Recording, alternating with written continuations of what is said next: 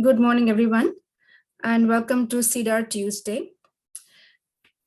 We have already had 2 days of exciting talks and lively interactions, and today promises to be no less. First, some bookkeeping things. You will be muted by default, and make sure you submit any questions via Slido. The Slido link should be posted on Zoom chat shortly. The Zoom chat will be unmoderated, so if you have any questions, they may not be seen by speakers if you post them on Zoom chat. Please make sure that you rename yourselves in Zoom with your first and last name in the spirit of this being a community workshop.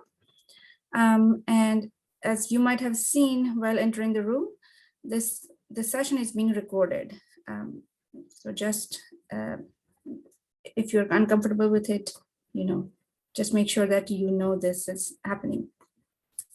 Today, the morning session, we have agency updates from NSF, AFOSR, NASA, and followed by a report from Heliophysics 2050 workshop. The first up is going to be a report from NSF by Dr. Alan Liu and Dr. Lisa Winter. Alan is the Aeronomy Program Director, which directly sees the CEDAR program, and Lisa is the acting section head for the AGS. Alan, if you could start sharing your screen, and we will have question and answer after the talk. Please submit your questions on Slido. The link should be on the chat right now. Thank you. Alan? Yes, I'm sharing my screen. Can you see that? Yes, we can, Alan. and we will have a 2-minute warning from Endawaki.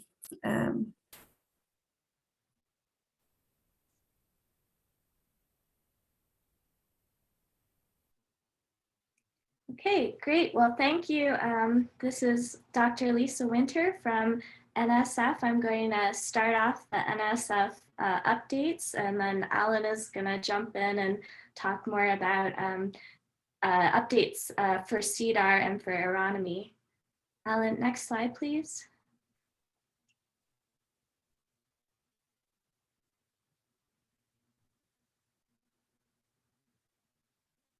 Thanks. So I'm representing NSF Division of Atmospheric and Geospace Sciences, and I'm currently the acting section head for Geospace. We've had some updates in the past year, some changes in staffing, and we want to thank first off those of our colleagues who have left, moved to other things. Our former AGS division director is Anjali Bombay, and she's since moved to the Office of Geosciences as senior. We've recently had to say goodbye to Mike Wiltberger, who was our section head for several years.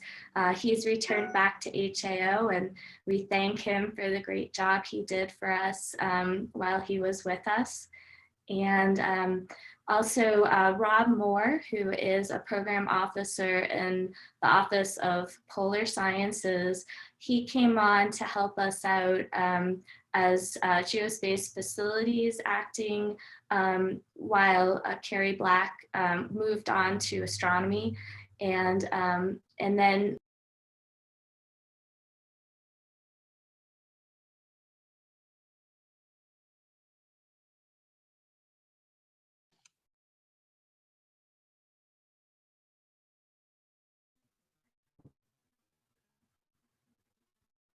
sorry, can you hear me? Yes, we can, Lisa. If you could keep your video off, we're having some bandwidth issues from your side. Sure. Sorry about that. We currently have our acting section, our DD, who is Candace Major. She's joined us from Ocean Sciences, and currently we have a almost full staff in Geospace. We are short a section head right now, and anticipate that future. So please take a look out for that. I am the permanent magnetospheric physics program director, as well as the program director for GEM, if haven't met me yet. We have, of course, Alan as our aeronomy and CEDAR program officer. We have Ilya Rusev on staff as solar, terrestrial, and shine.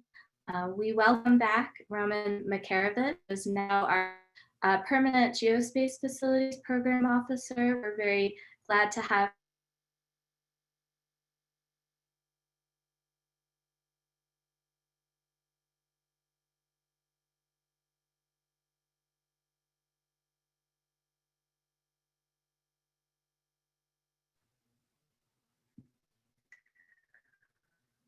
we also have and Mangala Sharma as our space weather program officer. We have a great team in geospace, and we anticipate that there may be an opening as well for an IPA soon. So we would please, if you have any questions, please reach out to us. We'd be glad to talk to you about that. Everybody has been doing a great job during the pandemic. It's been a difficult time, but the section has worked really hard to make sure that your grants have been processed and that we are there to help serve the CEDAR community as well as the whole geospace community. So please reach out to us if you have any questions. Our budget has been pretty strong the past year. We had a budget of $55 million, and Alan is going to talk more about what that means for aeronomy and CEDAR and what has been supported in the past year. But we anticipate also that there could be some exciting changes at NSF in the future. And I encourage you to take a look at the program, the president's budget for next year. There may be increases coming to AGS and also some new changes in terms of potential new directorate as well.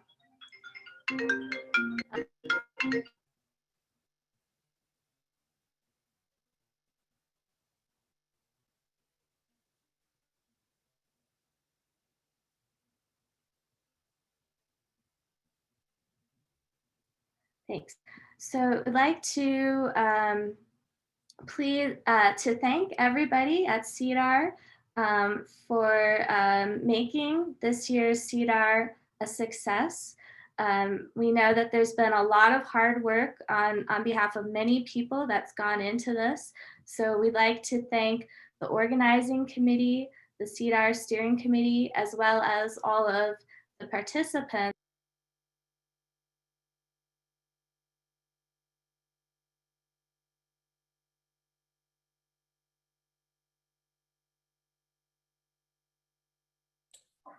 Lisa, we are losing your audio. If you could please close any other applications you have open. Or Alan, if you want to jump in, if needed.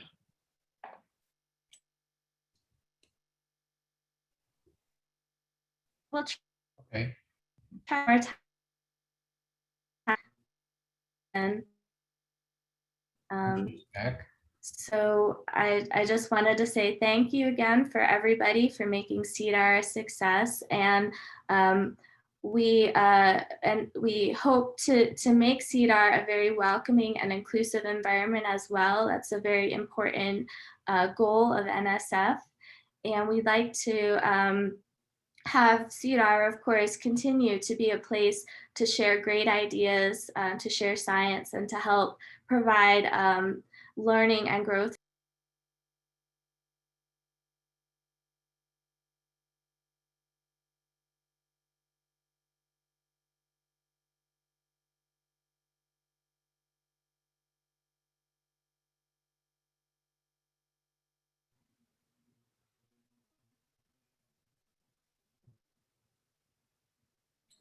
So we've lost Lisa's audio completely. So Alan, do you want to continue on? Yeah, okay. Yes, so I think I'm back. Lisa, you're back? You want to go to the next slide? Yeah, but Alan, if you'd like to continue, go ahead. I apologize. The internet is not working well for me today. Okay, sure, yes. Hi, I'm Alan Liu. As Lisa said, I'm a aeronomy program director. For the CEDAR workshop, again, I mentioned this last year, but just want to emphasize that we want the meeting have a welcome environment. This is described in the NSF proposal guideline as described here. So let's move on to the next one. This is about the decadal survey. Lisa, can you still talk now? Sure, we can try. Okay. If I get knocked off again, you can go on, and I apologize.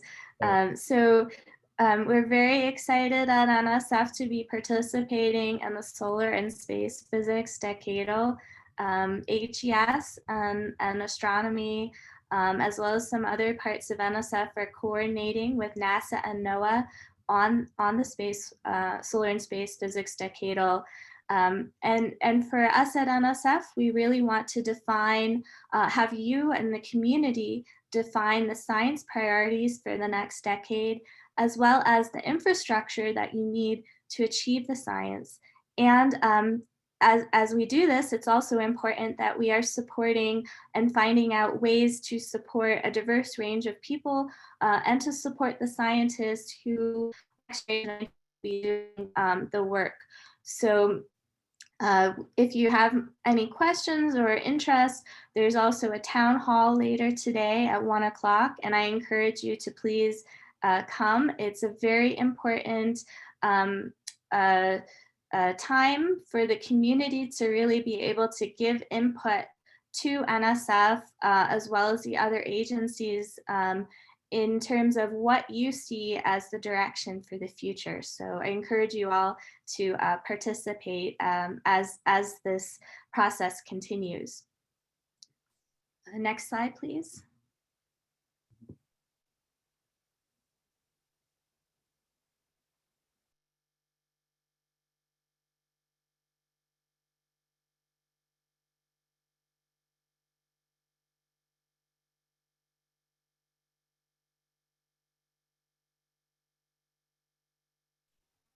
Are you all seeing the next slide? Yes. See it. Sorry about that. So I want to highlight a very exciting new initiative at NSF, which is our Spectrum Innovation Initiative, or SII. We've had $30 million this past year budgeted for this very exciting program that is important for the CEDAR community.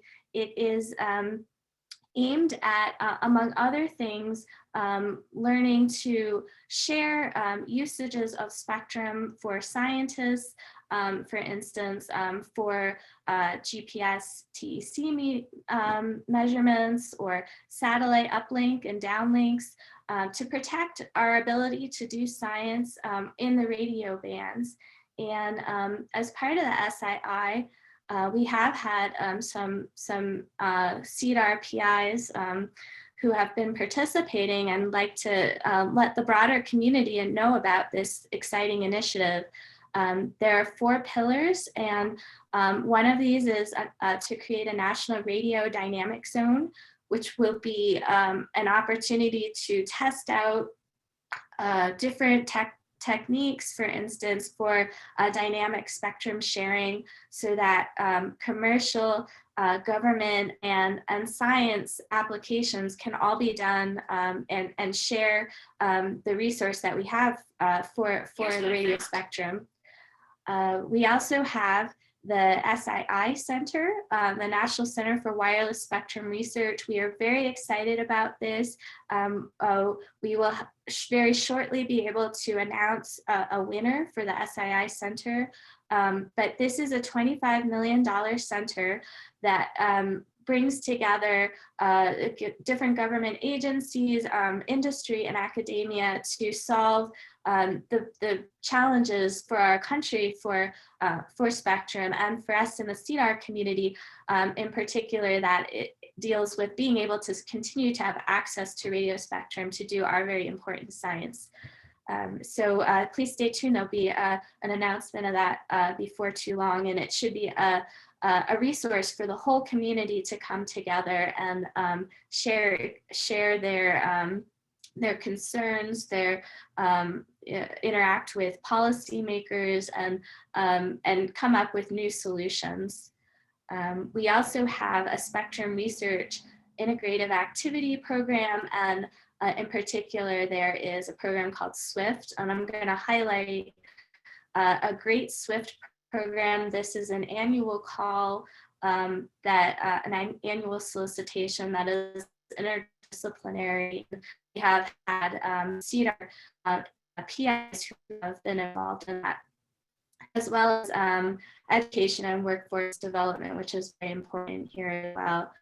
And NSF has been working with partner agencies, the NTIA and FCC. We have a MOU, and we've been having a lot of help and coordination with them, in particular for the SII Center, as that is truly going to be a national center that bridges the gaps between different agencies and works together with academics and industry. So it's really a very exciting effort, and I encourage you to reach out to program directors if you have any questions.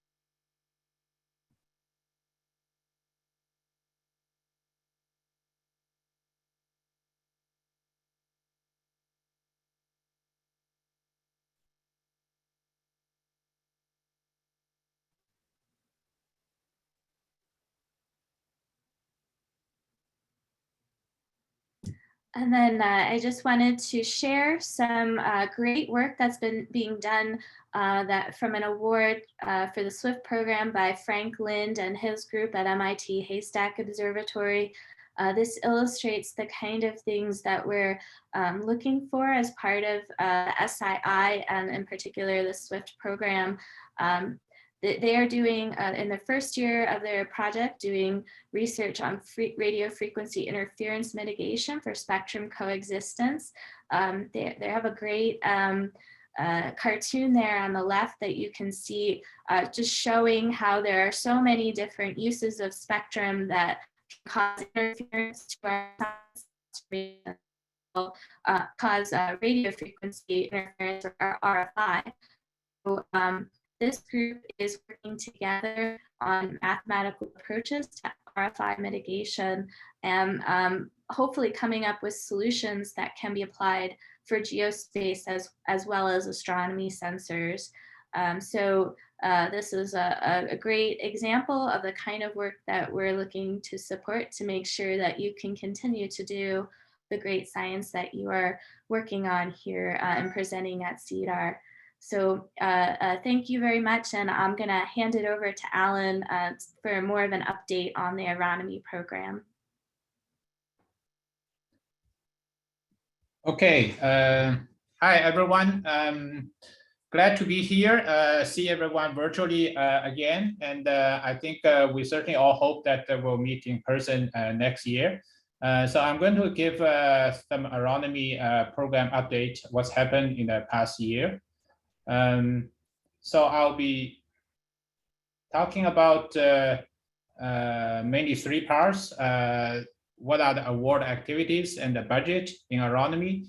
And I also give some update on the Geospace Facilities program on behalf of Roman.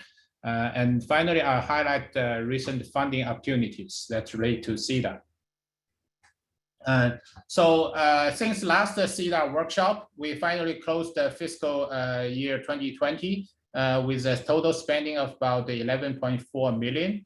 And we awarded 2 career awards, 5 CEDAR projects, which include 7 proposals, 8 Aeronomy projects that involves 11 proposals, and some workshops, and also agronomy co-funded with a facility program on DAISY and MRI and space weather, and also dynamical meteorology and the undergraduate research program, etc. So you can see there are lots of activities in agronomy program. And this year, of course, the fiscal year is not closed yet. We spent about 7 million so far, and we have given 3 career awards, 4 CEDAR project, 4 agronomy projects so far. We also awarded 1 eager proposal and 1 rapid proposal, and supported 1 more workshop. And again, like last year, we also have some co-funding activities this year with solar terrestrial physics as well as dynamic meteorology. And there are more awards are pending. It's in the processing process. And again, the mortgage rates, which are the obligated funding every year from previous award, continuously decreasing. So we have quite freedom in terms of funding to supporting new projects. Just an overview of the budget from the past few years. You can see this, the orange bottom is the core funding to agronomy programs. The yellow in the middle is the funding go to CEDAR project, and then the blue are the rest. And this year, the total funding I expect to be about the same as last year. Okay, so here I list several awards that are already being made. So there's 1 award that goes to University of Alaska and other institutions that's led by Rich Collins. This is to install iron LiDAR together with the HARP facility. This is a very interesting project because it's the first time that putting a LiDAR together with a heater for the active aurora research. So we expect some very interesting results from this project. And then another award goes to Sigrid Close at Stanford University to study meteors and meteoroids using both plasma modeling as well as high power radars. Another award goes to Patrick Dandenaut and John Otto. This is to study equatorial spread F. Alan, 2 minutes. 2 minutes. 2 minutes? Okay. All right. So I'll go over this quickly then. This is to study equatorial spread F using both measurement and modeling. And then the last one is the continuous award to Boston University, led by Mandela on conjugate studies using imagery network.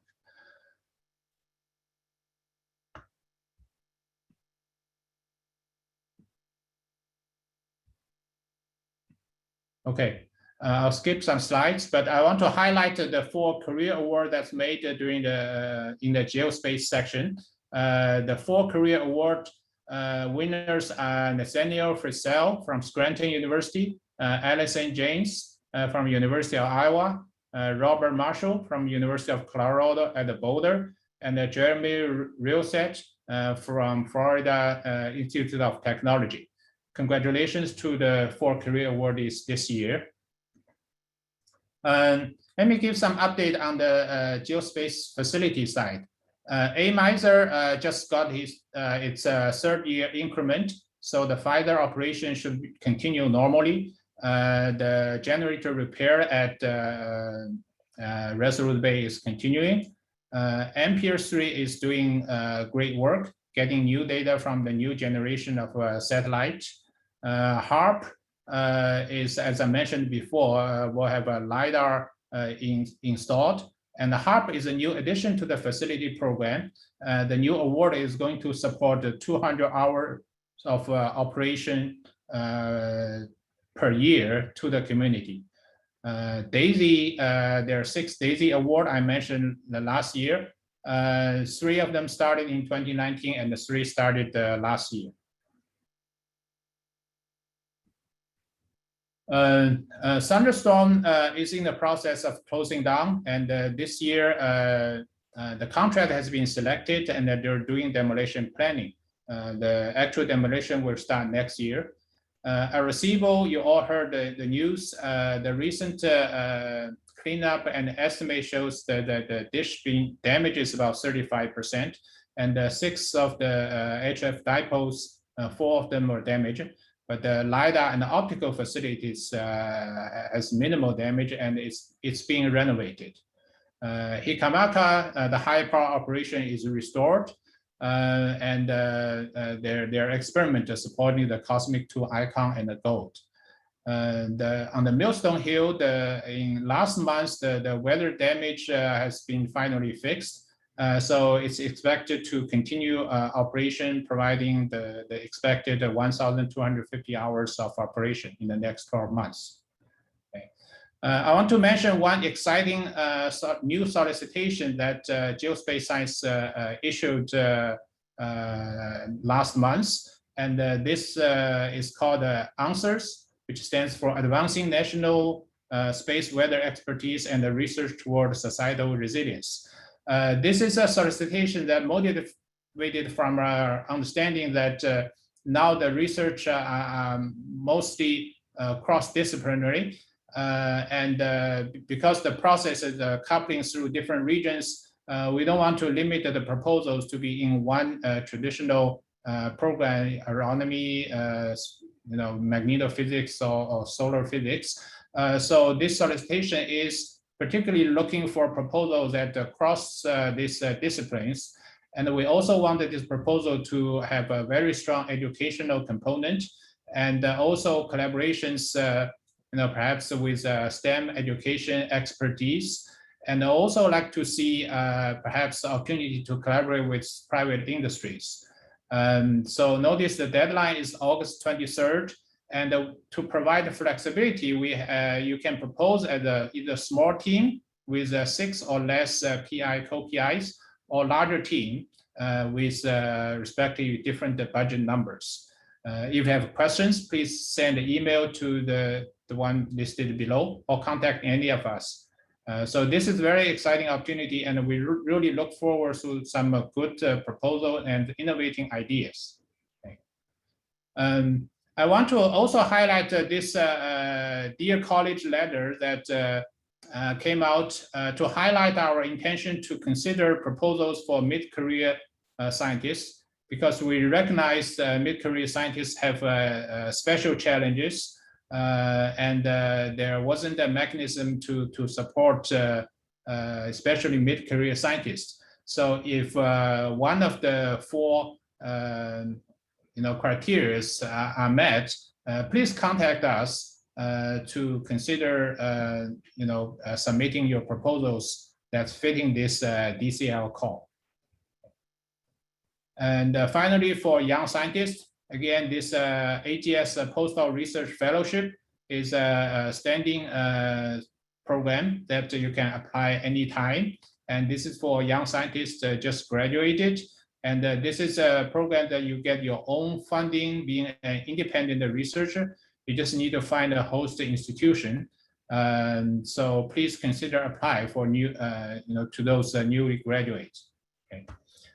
And finally, I want to thank you all for providing reviews to the NSF. This is really important for NSF and for everyone.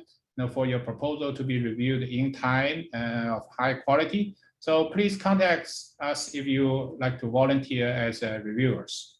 Okay. So I'll stop here. Yeah. Thank you, Alan. Questions? I think, can we have the Slido questions up? Thank you.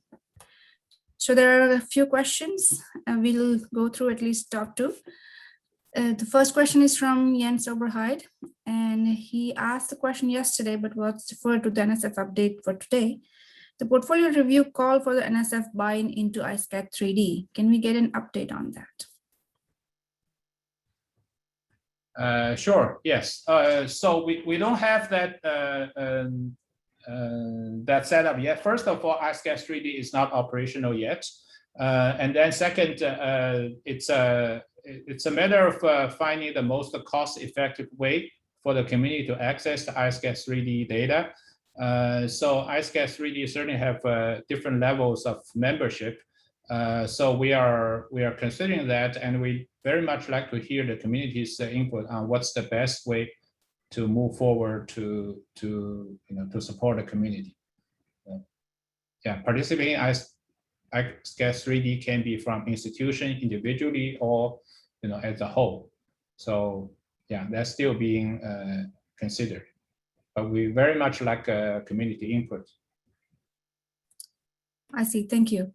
So I suppose the community can get together to provide NSF and input at a workshop like CEDAR, for example. Yes. The second question again from Jens, where is the town hall? Is that is it a town hall during CEDAR? Yes, there's a town hall in the Decadal at 1 o'clock today. It's on the schedule, but maybe it's hard to see because it's at the same time as some other sessions. So please take a look out for that. It's at 1 o'clock. Yes, it's the Decadal workshop at 1 o'clock. Some questions on, is the mid-career call apply only for faculty, or can research scientists also participate? Yes, absolutely. It's not limited to faculty. Great. You did share some updates on AFOSR, but do you have any, more details on what is going on with the funding? Or that's what I assume the asker is asking. That I'll ask Roman probably in the meeting. I think, yeah, Roman is in the meeting. If maybe he can provide some more details. Okay. Can Roman or yes, during the town hall? So the short version is that the funding at AFOSR is unchanged, but the cooperative agreement under which they operate will expire in 2 years, and at that time we'll need to consider what to do from now on. Thank you. Finally, the question was to Lisa, does NASA NSF collaborate on recommendations from the decadal survey? So I think the answer here would be we collaborate on funding the decadal survey, and as far as the recommendations, those are going to be from the community. So we definitely look forward to all of your great ideas and what you come up with and recommend to us. And then each agency will work independently on how they implement those recommendations, unless there are some that involve interagency collaboration. Then in those cases, we would be trying to work together, definitely. Okay, thank you. I think we'll move on to the next speaker in the interest of time. The next talk is from Dr. Julie Moses from Air Force Office of Scientific Research. Julie, if you could please share your screen and we can get started. You will get 2-minute warning from Endowaki. Thank you. Are you able to share your screen? Yeah, there we go. Great, thank you.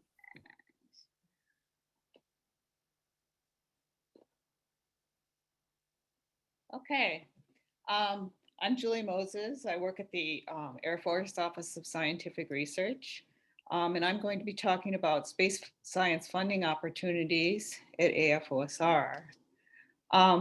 First of all, I was asked to say something about the Space Force because that's a new thing. If you notice on my slides now, I have 2 logos, the Air Force logo and also the Space Force logo. And really, the Space Weather Enterprise and DoD, it really hasn't changed since the beginning of the Space Force. We still have the Space Weather Operations Center that operates with NOAA, just the same as before. You can see on the right that Space Weather Operations Center is providing space weather information to all the services in DoD, just as before. And I believe this Space Weather Operations Center is still Air Force. Way over in the left corner at the bottom, you see all the laboratories and things associated with DoD, the R&D arm, and AFRL still belongs to the Air Force. But the people out at Kirtland are actually doing work now for the Space Force and are part of the R&D arm of the Space Force. And AFOSR, we are actually working for both at the same time. So there's not really a change there, except I have to give a lot more briefings to generals now than I used to. Moving on. Oops. Oh, what's happening here? For some reason, I can't advance. Julie, you may need to click the presentation. You might be advancing within Zoom. There we go. Okay. So the first program I'm going to talk about is DEPSCOR. DEPSCOR was resurrected. It went away around 2009. It's the same as NSF's EPSCOR. You can find the underrepresented states and territories in research in the BAA and online. It's open to every AFOSR portfolio. I gave a rather large grant this year through DEPSCOR, and we really, we only had 4 awards that came from AFOSR. And so it's kind of a big deal to get this big, $1 million a year award for research when only 4 were given out from AFOSR. So any of you from EPSCOR states, I encourage you to look into applying to DEPSCOR because it's going to be, it seems to be increasing in funding every year now that it's come back.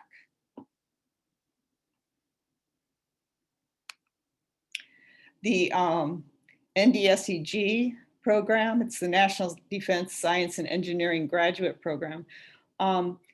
It's a scholarship program for graduate students.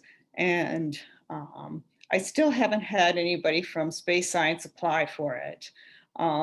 What you need to do is just Google the NDSEG scholarship program, and there's a contractor that handles it. They have a website with all the application information and the timelines and everything. It's a pretty good deal.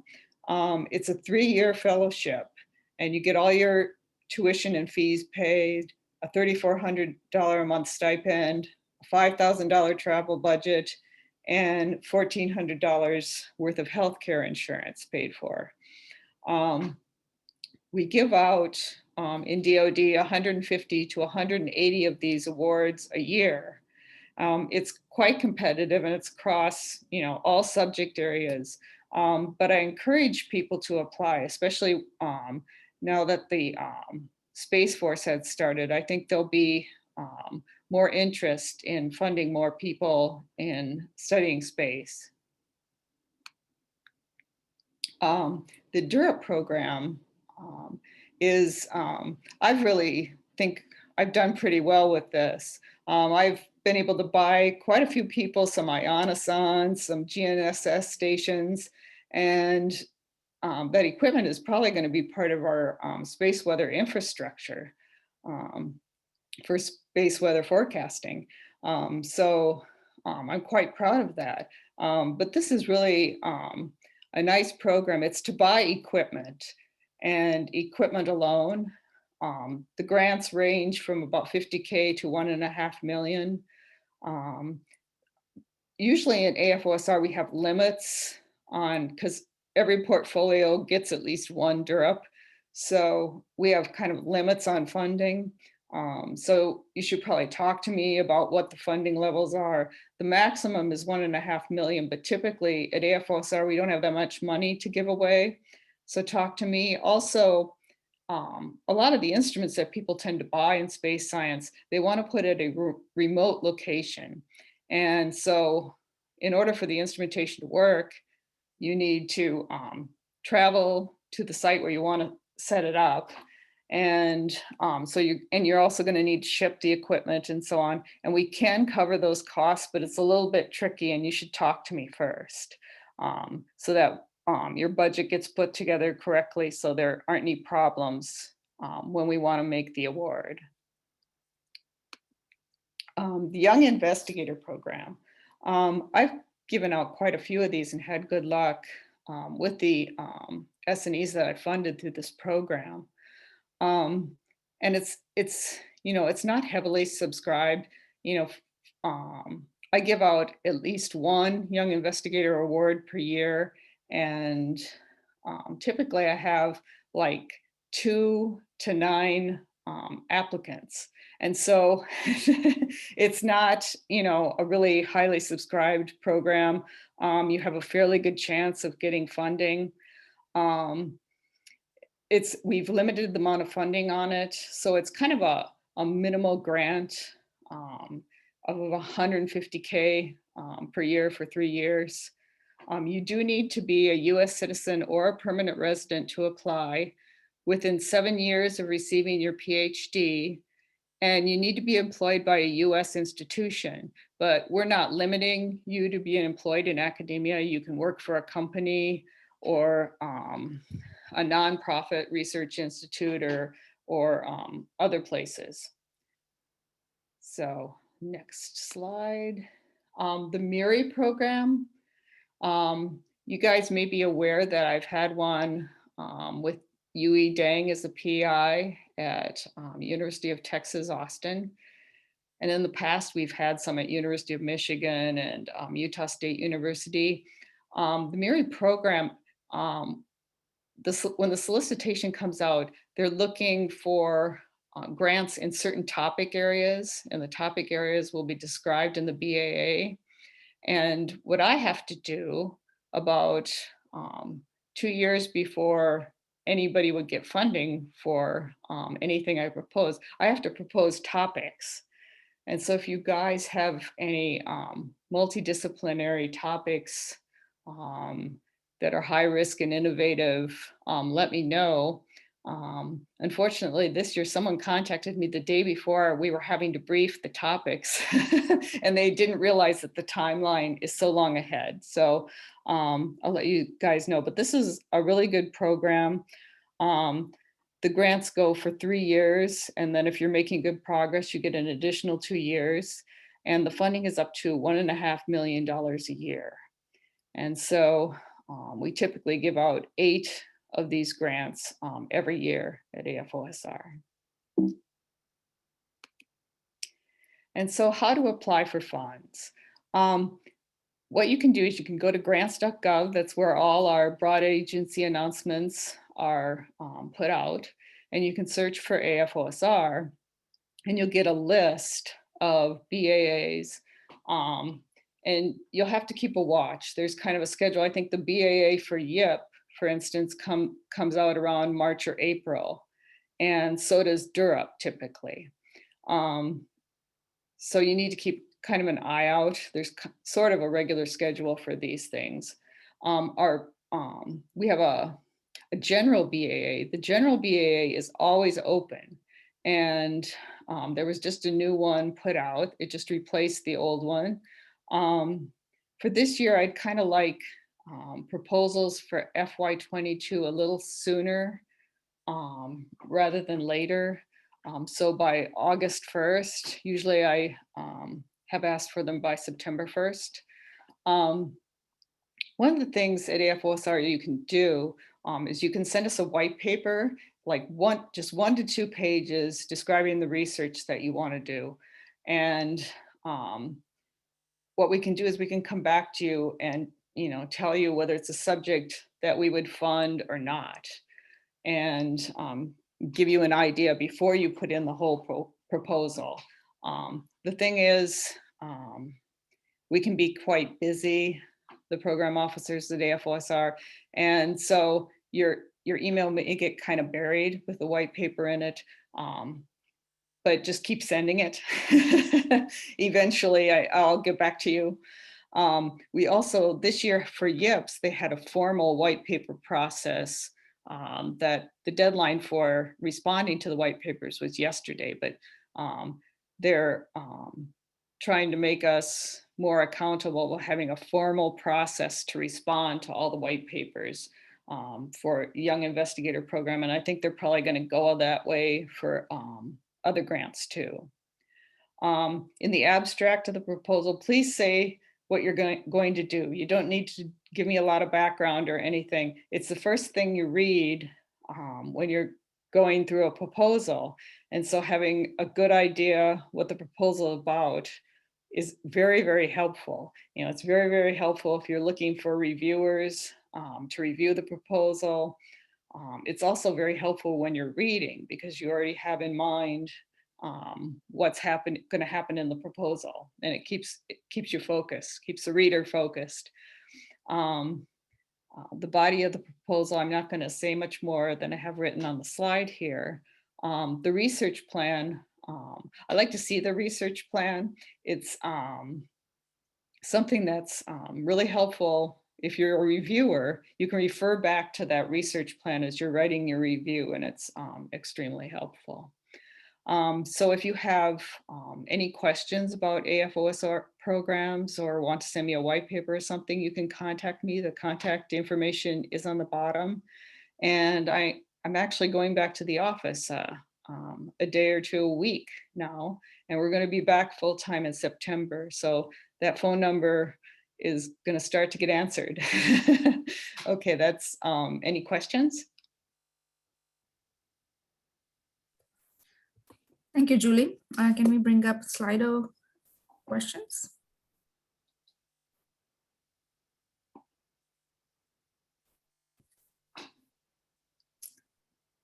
Right, there are 3 questions. The first is, I believe there have been NGSEG applications from the space physics community. Can you tell how these proposals are being reviewed? Specifically, I can't respond if I wasn't asked to actually review them.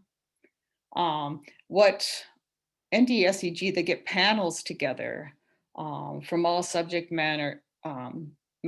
And so it's a big panel, and they meet for an entire day to review all these proposals.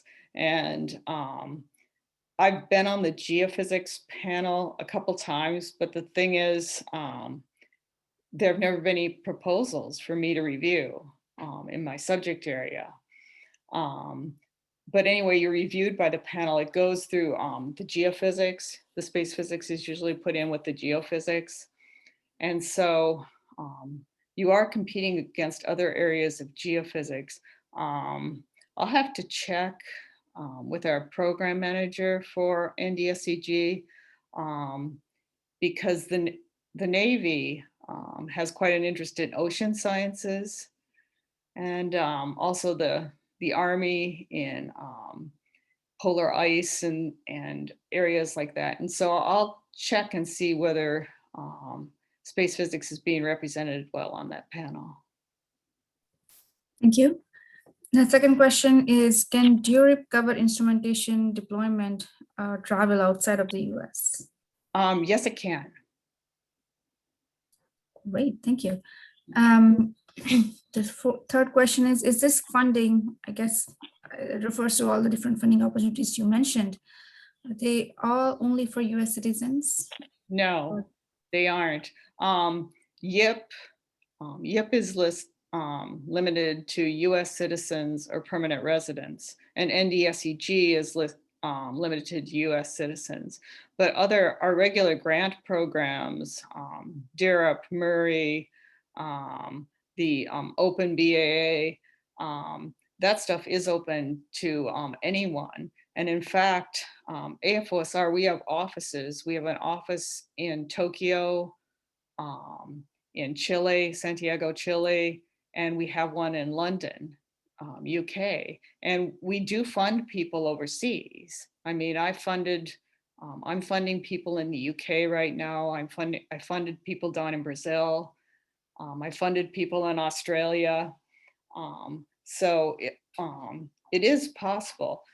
Typically, the type of grants that we fund overseas are somewhat smaller than the level of US grants, but I've funded some that are just about the size of US grants also, depending on the grant. So we're kind of unique in that respect, that we also fund researchers overseas. Thank you. The next question is, can you clarify what you would like by August 1st soft deadline? Is that the white paper or the proposal? I'd actually like the proposals a little earlier this year because just to the way, it's just the way things are going with funding and making decisions and things like that. That's why I'm asking for it a little earlier. Okay. And the final question is there a limit on the number of proposals from an institution for the DURIP program? No, there isn't. But if it's coming into my program, I'm highly unlikely to give the same institution 2 grants in the same year from DURIP. Just so you know. And typically with DURIP, typically I get like 1 DURIP funded. I mean, this year with extra money that Congress gave us, I funded 3. So you never know. It's generally a good idea to collaborate or at least cross-check within the institution before submitting, I suppose. Yeah. Thank you so much, Julie. That was very informative. Let's move on to our next speaker. The next is agency update from NASA, and it will be given by Dr. John McCormack. John, if you are here, could you please share your screen?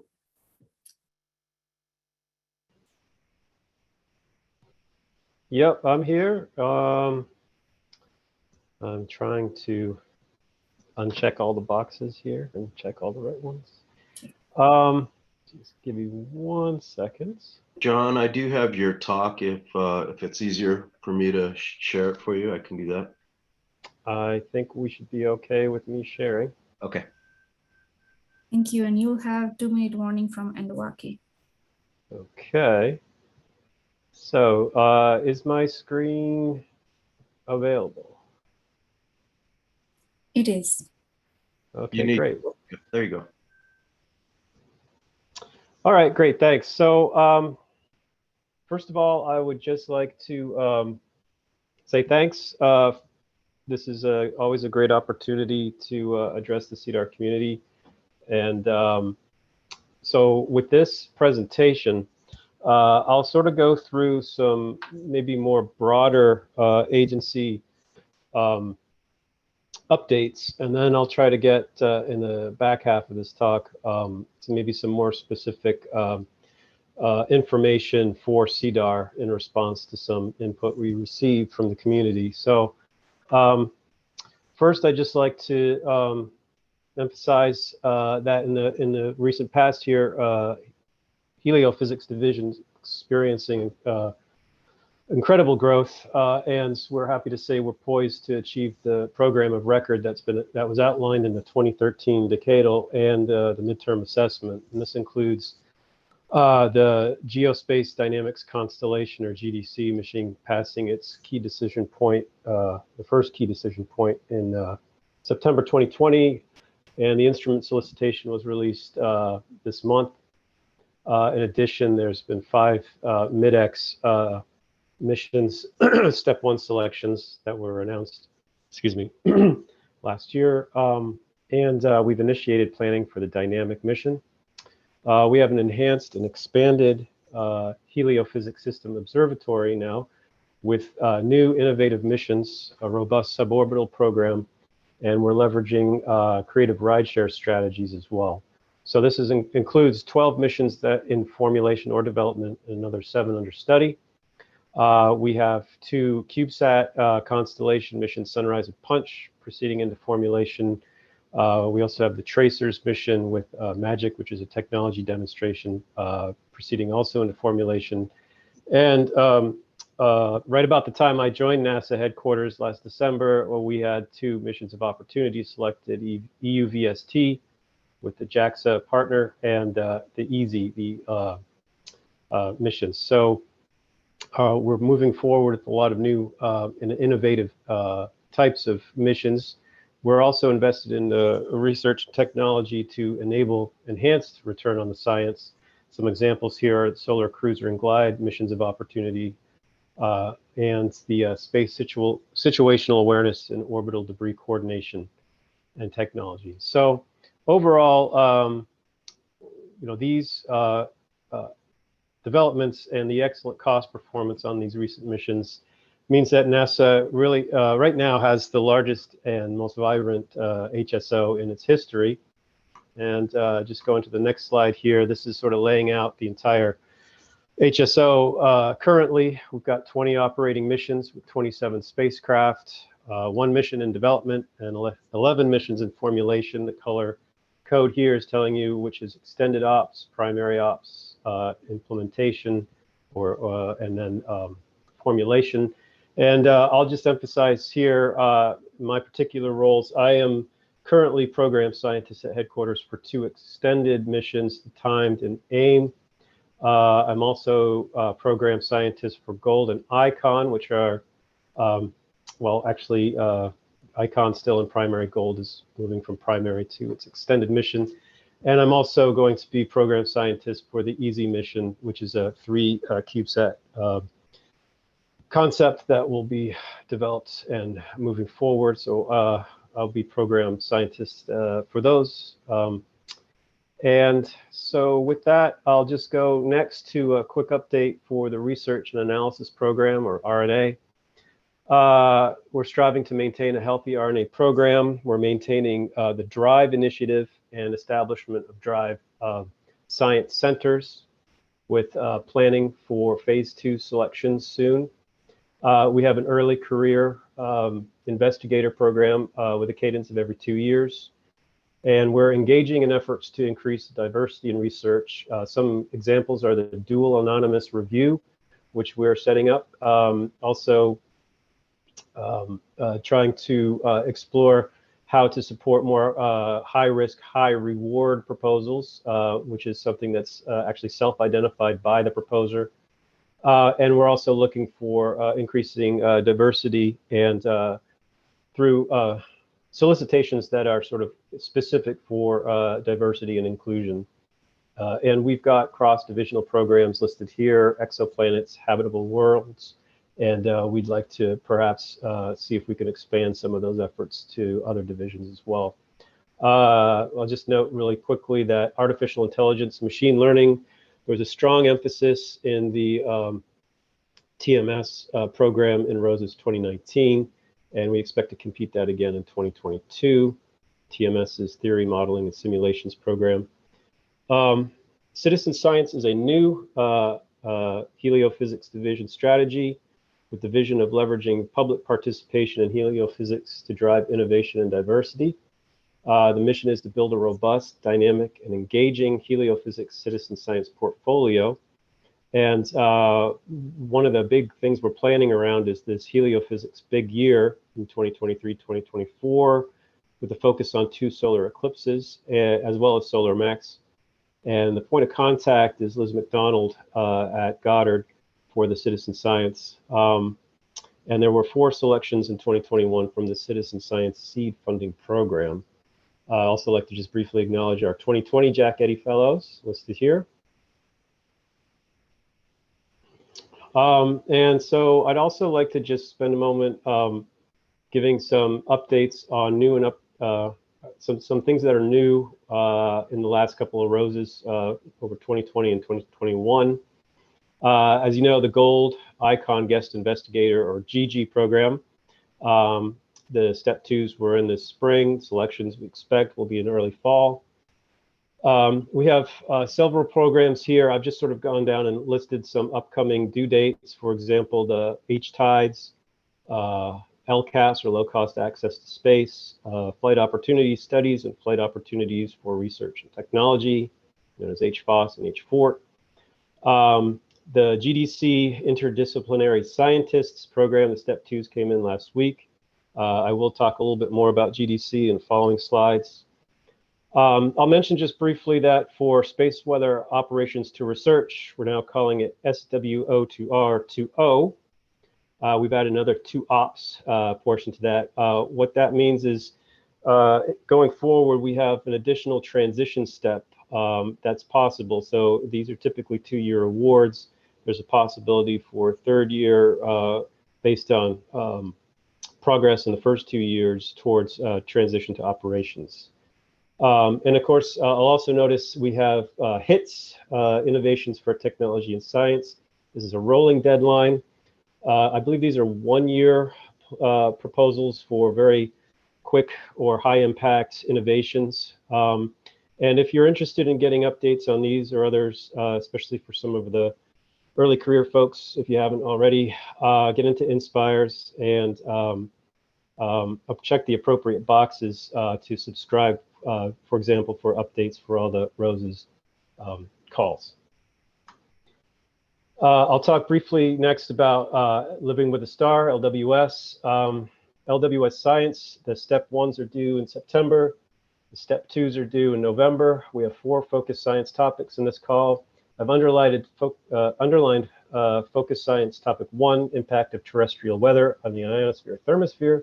I believe this will be of great importance or interest for the CEDAR community. The other FSTs are also listed here. The LWS strategic capabilities, the due dates are to be determined. There's 2 sort of main thrusts for this next strategic capabilities. We've gone, I believe, from having higher numbers of these from, for example, 5 down to 2. And the reason to do that is to increase the cadence of this call. The tools and methods also has upcoming due dates listed here. And particularly, we're looking for AI techniques. The infrastructure call, which supports things like Jack Eddy postdocs, the summer school, due dates are TBD. I'll mention very briefly the LWS architecture study, where in the near future, we'll be looking for community input on the assessment of past and present LWS programs, the identification of future LWS mission architecture, and Simon Plunkett is the contact for that. And very briefly again, the program analysis group, or LPAG, the website's listed here. New membership to be announced shortly. And 2021 activities include long-term review of the focus science topics that are solicited for LWS science calls. Very briefly, I'd like to just mention that the Sounding Rockets program has resumed after a lot of COVID delays. I've listed 2 recent launches here, Kinetic X and Viper. Kinetic X studied how energy and momentum are transported between different regions of space that are magnetically connected. It was a mission that had a lot of stops and starts, and along the way, it got a lot of attention on social media. It was almost a will it or won't it launch. Happy to say it launched and was very successful. The Viper, also like Kinetic X, launched out of the Wallops facility, looking at very long frequency wave penetration in the Earth's ionosphere. Also, just give a quick mention of the Dynamo mission, which is upcoming, also to be launched out of Wallops, where they're going to be doing rocket measurements of lower ionospheric dynamo and winds concurrently. 2 identical payloads on 2 rockets launched in conjunction. The idea is with ICON orbits in early July. So this is just a picture of the instrumentation and sort of a map of where ICON convergences, where ICON and these rocket measurements will hopefully be looking at the same things at roughly the same time, which was, I think, very exciting. And I'm not just saying that because I'm the ICON program scientist. As you heard, there will be a workshop, and I'll just highlight it today at 1 o'clock Mountain, I believe, for the Decadal Survey Prep session. So please, if you're interested, attend that. The Helio 2050 workshop held in May. A lot of great things came out of it. It was really well attended. As mentioned earlier, this was NASA and NSF enabled community-led workshop. It brought together really sort of discipline-specific discussions of just fundamental physics, and also a lot of discussions about interdisciplinary and interagency work that can be accomplished going forward. We had great, as I said, attendance. And there's two things in particular. The Heliophysics as a Community in 2050 workshop really, there was a lot of discussion on how to strengthen inclusion, diversity, equity, and access within the community, and also expanding the frontiers, which brought together different disciplines, planetary science, astrophysics, as well, to discuss how heliophysics can grow. Out of this course, we expect mission concept studies for decadal survey white papers. There's ongoing conversations between the National Academy, the CSSP, and agencies for this decadal preparation, looking for community insight and involvement, defining the survey scope and focus, and look forward in the future to coordinated community webinars for your input. And of course, there will be, I think the next presentation will be talking about Helio 2050 in more detail. We were asked to discuss a little bit about ProSwift and NASA, so I'll just list very briefly some of the steps underway at NASA in line with ProSwift, which includes strengthening partnerships with the European Space Agency and other international and interagency partners, maintaining operational missions for space weather monitoring, planning for the space weather monitoring capability on future missions, including GDC, working with NOAA and DoD to ensure backup capability among space weather observatories, carrying out basic research in solar and space physics and space weather, and some specific examples from NASA is the space weather quantifying uncertainties and the R2O to R solicitations, which I mentioned earlier. And establishing an interagency framework for supporting transition of space weather research into, sorry, that's a typo there, operational and applied use, and ensuring that the insights from operations also inform future direction. So again, this is the idea of R2O plus O2R. And supporting competitive awards for multidisciplinary science centers, for example, the DRIVE centers, and also these upcoming space weather science centers of excellence.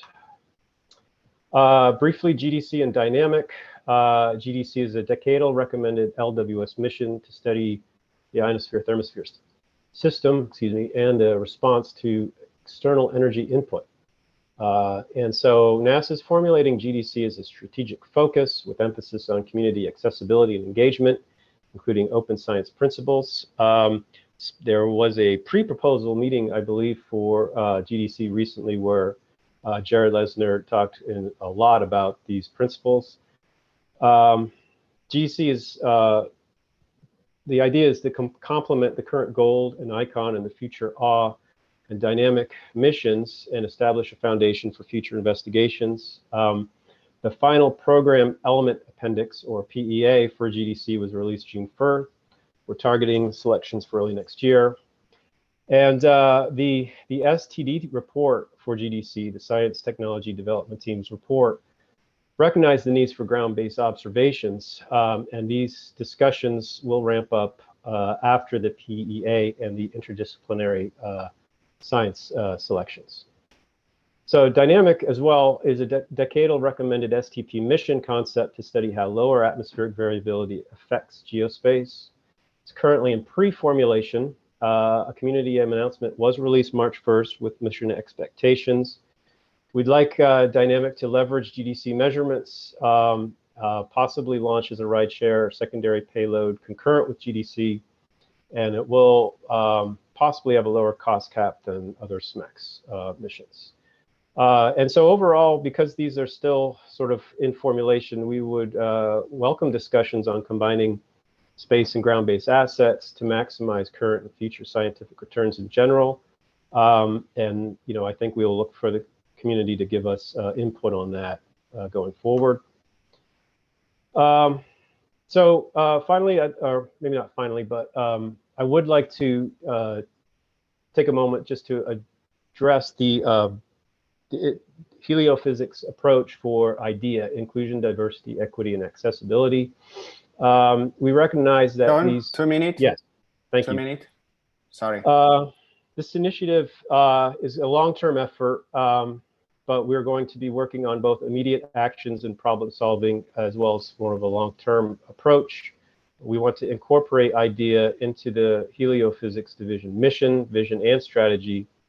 And ongoing efforts include training and working groups to identify potential near, mid, and long-term actions, identify division and SMD leadership opportunities for staff, explore best practices for recruitment efforts, including hiring panels, adopting an inclusive RNA code of conduct, and some examples of already of innovative mission outreach activities with IDEA are the PUNCH and IMAP projects. What we really want to do is establish a community-wide early and mid-career support network in partnership with other SMD divisions and with other societies, focusing on providing mentors and mentees training and resources, and developing a targeted and innovative RNA solicitations with an IDEA emphasis, as mentioned earlier. So looking ahead, we have the following missions confirmed in 2021. We'll have the down select of the MidX missions coming up. We are continuing, as I said, our pre-formulation activities ahead of dynamic. Again,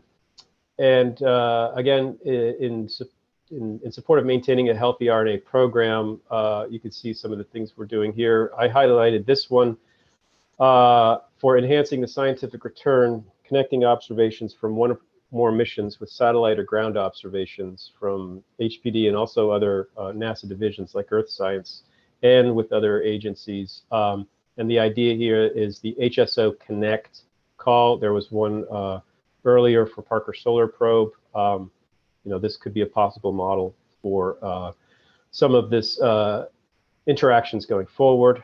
And we'll be continuing planning for the decadal survey. Again, the town hall or the prep workshop at 1 o'clock Mountain today. Please attend if you can.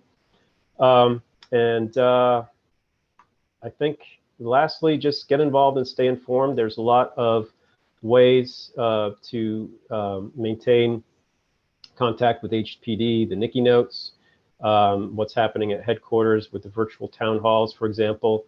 And like Alan said, he sort of stole my thunder a little bit, but I'd also like to emphasize, participation on review panels is really important. You can volunteer for a panel. Here's the link here. Maintaining panels that are themselves diverse with a good collection of, early, mid, and senior scientists, early career, mid-career, and, senior scientists, broad backgrounds, that's really what helps. And I'm not just saying that because I helped put together these panels. And with that, I will conclude. And thank you very much for your attention.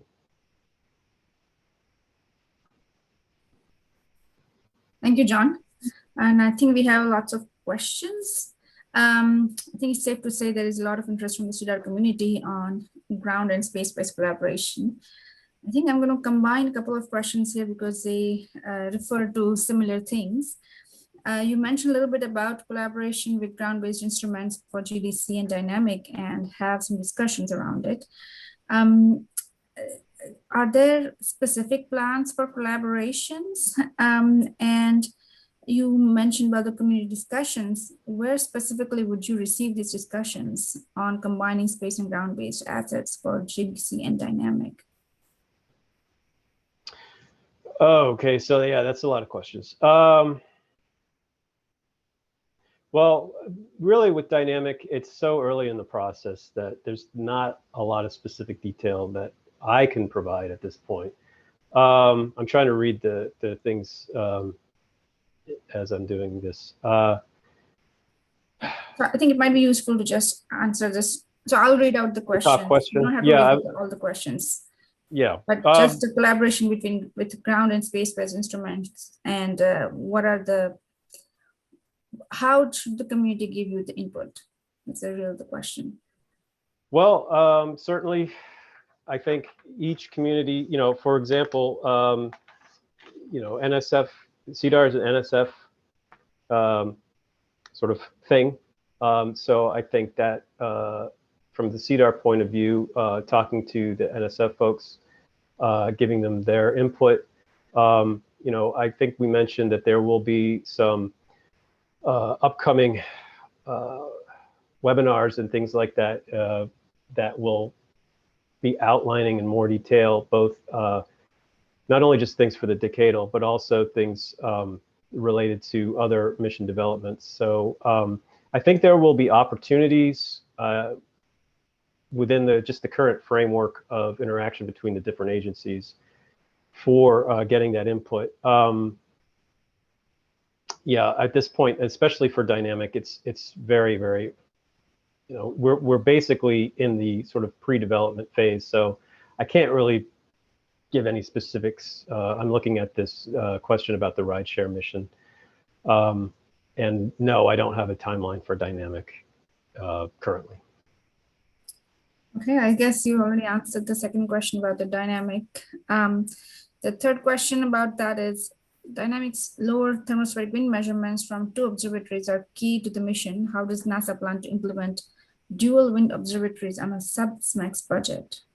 Yeah, I mean, again, dynamics just so in the dynamics in the stages where it's just, you know, I certainly don't have the information, and I don't think it's appropriate at this time to talk about specifics. Yeah, I think you're going to have to wait for some further developments on how dynamic is being planned before we could talk about that. I'm sorry, but I just don't have that information right now. That's fine, thank you.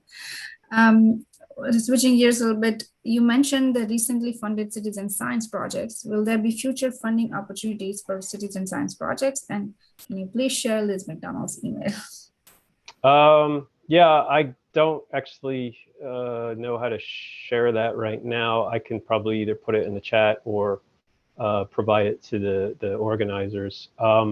Yes, I think there will be future funding opportunities. Again, they emphasized, you know, this heliophysics big year, but I don't have the details. Liz probably does. I'll try to get that information to you somehow after this presentation. Okay, thank you. There are a couple more questions, but we can perhaps post them on Slack because we are running a little bit behind time. We will get you the questions and the answers will be posted on CEDAR Slack channel, just so everybody knows. Our next presenter is Shasha Zof, and she will talk about the Heliophysics 2050 workshop, which is a forward-looking initiative from NASA. Shasha? Hello, can you hear me? Yes. Okay, great. Hi, everyone. So I'm sure that most of you have participated or at least heard about Heliophysics 2050 workshop. And today I'm going to give you a very brief report about this workshop and on some very useful information for you to prepare your white papers for the next decadal survey. So this workshop was initiated and strongly supported by our NASA Heliophysics Division leaderships and Jerry Lissler, Patrick, and then Galen Fowler. Sabrina Savage from National Marshall and myself are the co-chairs of the science organizing committees, and we also had several other community members that participated in the organizing planning, and so I would like to really appreciate their effort. The goal of the Heliophysics 2050 workshop is to lay out a long-term strategic plan for the community. The two most important questions for us to answer is, what does our heliophysics look like in 2050? And what do we do in the next decade to help us get there? So this workshop aims to help or increase the community involvement in the decadal review process. With those two overarching questions in mind, and our organizing committee aimed to enable discussions within and across the Heliophysics division, and this is why there was no parallel sessions planned for this workshop, and we encourage people from the different communities to attend sessions of the other areas. And we would like to encourage the focused discussions on science objectives and health of the program and the community rather than the implementation itself. We want to facilitate the development of mature white papers for submission to the decadal survey. So more specifically, the community is encouraged to think big for the science on the horizon in the next 10 years and beyond. The goal is to create a cohesive science strategy that will enable the ability to identify essential science investigations necessary for major advancement in solar and space physics, to identify the research and capability development needed to meet those requirements of those investigations, to recognize the research that's needed in the next decade, and to prepare to achieve the long-term goal that we plan for our community. And the last thing is to recognize efforts that's needed to strengthen the research to operation and the operation to research, this feedback loop positively. So before the real workshop, to get the community warmed up and prepare for the discussions, there were 16 discussion groups that formed, and those pre-workshop discussions aims to prepare the communities and to make sure that our real workshop discussions were as productive as possible. So the most relevant sessions to our CEDAR community are the 6 discussion groups that I listed here, including the ITM science session organized by Doug and myself, and magnetosphere-atmosphere connections, exoplanets, astrospheres, space weather, data science in heliophysics, and the community workshop discussions. So in the decadal workshop or session this afternoon, we will hear reports from some of those discussion groups.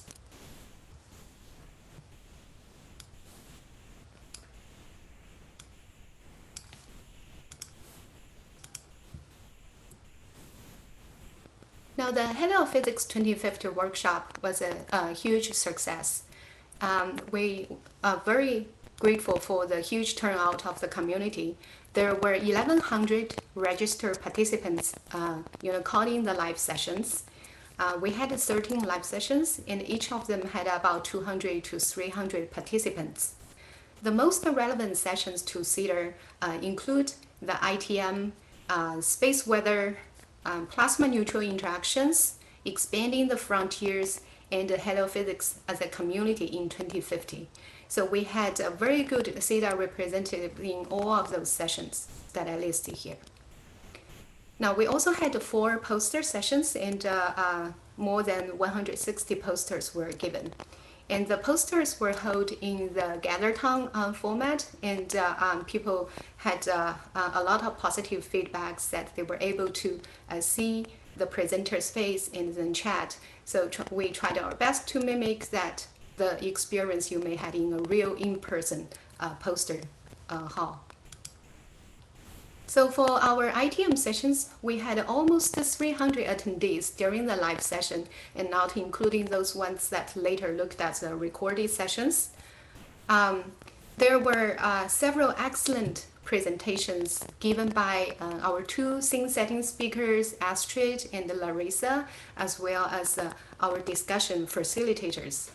So Astrid and Larissa focused on forcing from above and forcing from below, and how those forcings may affect our ITM areas. And our discussion facilitators discussed very diverse topics regarding the dynamics or unanswered questions within the ITM regime, and how the ITMs coupled with electrodynamically coupled with the solar wind, the magnetosphere, and also how they are influenced by the lower atmosphere dynamics like tides or planetary waves, gravity waves. There are some very important themes that have been discussed during the workshops, and here I'm just summarizing them. I borrowed this chart from Tuya Parkinen's scene setting talk in the magnetosphere session. So because we are trying to laying out the 30-year long-term strategy for our community, so it is very important to think about the big questions for our heliophysics, as a whole community. What is our branding, right? How do we expand the heliophysics footprint or our influence?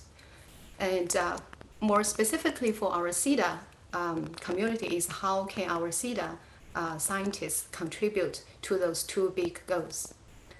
In order to answer those questions, we need to recognize the changing environments. For example, we need to recognize the moving disciplinary boundaries.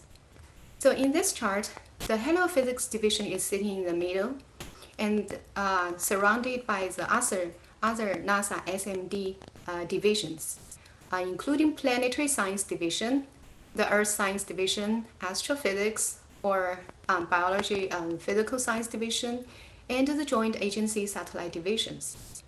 You may notice that there are common interests between our heliophysics division and the other divisions, and the boundaries between those different divisions have become more and more diffusive than before. So how can we maintain our unique branding of a heliophysics division, and how do we expand our influence? Those are the big questions that we should keep in our mind when we're prepared for this 30-year long-term strategy. Now, similarly, we also need to recognize the changing disciplinary communities. We heliophysics division is already a very diverse community, or we treat ourselves as multidisciplinary. So with solar and space physics intimately coupled to geoscience, to space engineering, right? But nowadays, we also started to utilize those advanced computational technologies such as data assimilation, machine learning, artificial intelligence, and other computer science or mathematical or statistical algorithms. So this means that we are linked to a much wider academic community than we were before. And similarly, we are also linked to the public sector through the various agencies. We are linked to the industries providing upstream new space or downstream applications and services. So this means that, in order to answer those two important questions we asked earlier, we also need to recognize that our community is changing. We are having the core of our community will become more specialized with leading to one or maybe a few of the other new directions. And also that means we will have new members in our community who primary interest is in the other discipline, but may have potential applications to our heliophysics. So recognizing the changing disciplinary boundaries and also the changing disciplinary communities are fairly important for us to think about how do we maintain our unique branding and how do we expand our influence.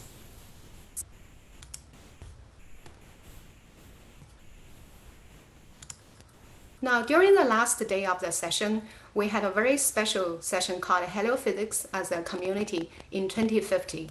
We discussed several very important topics which were not usually had the opportunity to discuss in other science-focused occasions. So, for example, we talked about the whole heliophysics collaboration and how to unite in the field and breaking the boundaries from our own disciplines. And we discussed the programmatic balances, the funding robustness, especially during this special pandemic conditions. How can we support our next generation working workforces, our early career scientists?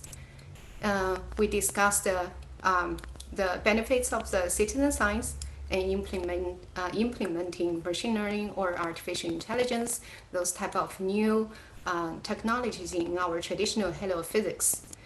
And the last but I have to say the most important thing is how can we make our Hello Physics community a more diverse, equitable, and inclusive environment.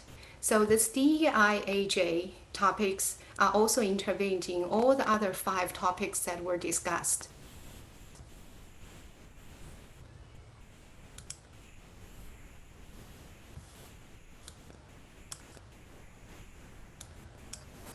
So we had a very successful workshop, but the work is not done. To continue the community's momentum in preparing for the decadal survey, there will be several post-workshop activities that we will continue to support. And so here I'm going to just talk about those. The pre-workshop discussion groups got us moving to the workshop, and the post-work groups will help us to further develop the ideas and with an eye towards the decadal white papers. And so a call for post-workshop discussion groups will come out very soon. So please keep an eye on the community mailing list, and also you can check updates on this website. We will post information there very soon. Yeah, also encourage you to reaching out to colleagues or to us to see if there is anything that we can help you to better prepare your white papers.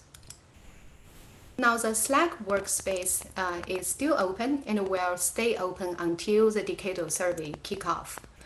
All the session summaries and the Q&As have been copied and then pinned into the relevant channels.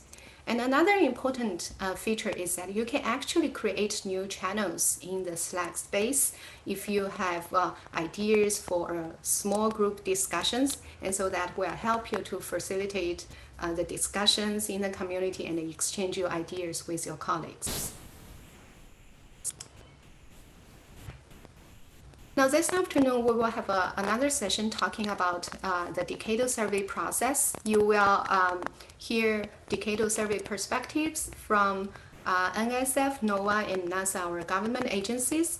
You will hear the details about the decadal survey process from the staff members from the National Academy.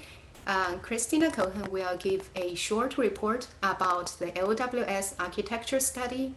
And Ansia Coster will give a brief report about the ISR workshop, the Strategic Vision workshop.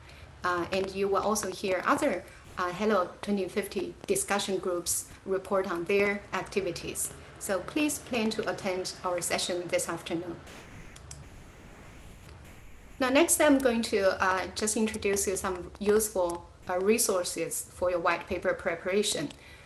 NASA is hosting a decadal overview webpage for the agencies. You can see it here, so you can check all the updated news there as well. So another website is set up for you to seek collaborations or make your ideas publicly available for the others, and so for better collaboration and coordination. So this is the Hello Physics Decadal Survey White Paper Concepts website.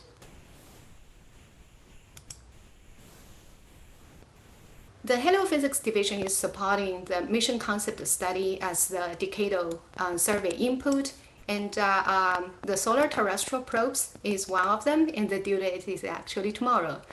The pre-study report will be published for community reference in their decadal survey white papers, and those studies are independent of any of the future mission competitions. If you have questions, you can reach out to Jerry Lisler or come to our decadal session this afternoon. I'm sure he will be able to answer questions there. The other one that I just mentioned before is the LWS architecture study. You can find the statement of task using this link here, and Christina Cohen, who is the co-chair of this study group, will give us a brief report during this afternoon session. Now, other useful resources, including the white papers published by our neighboring communities, the planetary science and astrophysics. And there was the midterm assessment report of our own Hello Physics division that was published a couple of years ago, and so you can look at that.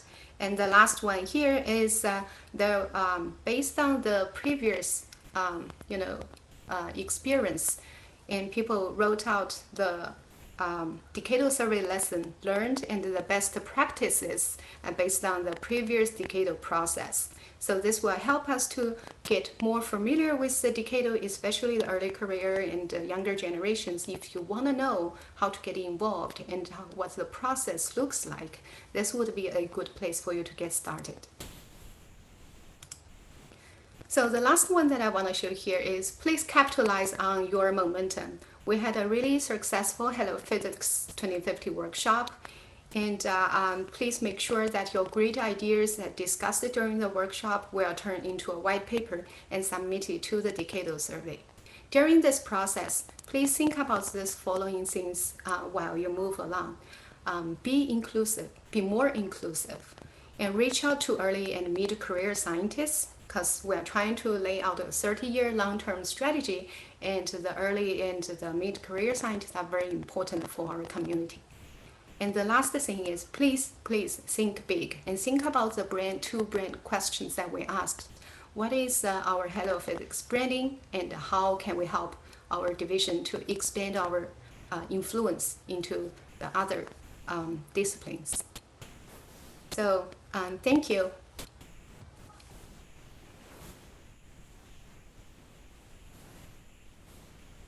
Thank you, Shasha, for that excellent report. There's only one question. Do you know when the white papers are due? That's great questions. And so the latest news that I received is the announcement will be sent out very soon, and we're expecting that by the end of this year. But we will hear more, and more precise answer will be given by the staff members from the academy. So please join us in the afternoon, and they will give the best answer for this question.